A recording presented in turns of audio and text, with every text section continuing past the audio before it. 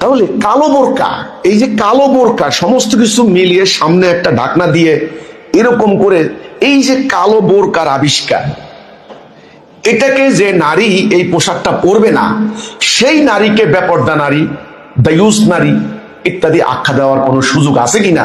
আমি এখানে ইসলামের স্কলার যারা আছেন, আমার লাইভ অনুষ্ঠানে যারা আছেন তারা একটু শুনবেন কোরআন হাদিস কি বলে। আমি বলি নাই। আমার অনুষ্ঠানের মধ্যে আমি গত 2 দিন আগে ঢাকায় অনুষ্ঠান করেছি, সেখানে শত শত নারী আসছেন। আমি দেখলাম প্রায় 3 ভাগের 1 ভাগ নারী, তাদের মুখমণ্ডল কালো বোরকায় আবৃত। আমার সামনে দাঁড়িয়ে তারা প্রশ্ন করেছেন, অনেকে হিজবুত তৈরি যোগদান করেছেন। আমি তো একজনকেও বলি নাই যে আপা আপনারা কালো বোরকা বাদ দেন, এটা আমরা বলিনি। আপনার পোশাক পছন্দের স্বাধীনতা, কেউ অধিকতর তাকওয়ার নিদর্শন হিসেবে বেশি বেশি পর্দা করেন, আমার কোনো আপত্তি নেই। কিন্তু আমাদের হিজবুত তৌহিদের মেয়েরা আপনারা কি দেখাতে পারবেন যে পশ্চিমাদের মতো এই ধরনের হাফ প্যান্ট শর্ট প্যান্ট পরে আমরা হাঁটাচলা করছি? কোনো মেয়ে দেখাতে পারবেন?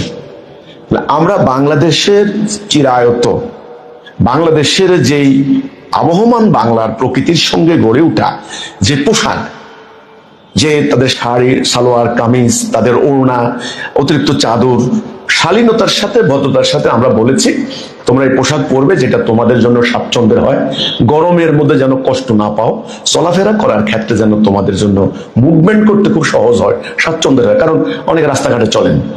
কাজেই এইটা আমরা বলেছি। ইসলাম কিন্তু যুক্তির বাহিরে না, আপনি অযৌক্তিক কোনো কিছু চাপিয়ে দিতে পারেন না ইসলামে, আমরা এই কথা বলেছি। আমরা কোথায় পর্দার বিধানটা লঙ্ঘন করলাম আমি জানতে চাই। যারা এই আমাদের ব্যাপারে মিথ্যাচারগুলি করছেন তাদের উপর আল্লাহর গজব পড়বে। আমি বলি নাই, আল্লাহ বলেছেন মিথ্যাবাদীদের উপর আল্লাহর গজব, আল্লাহর লানত পড়বে, লানাতুল্লাহি আলাল কাযিবিন।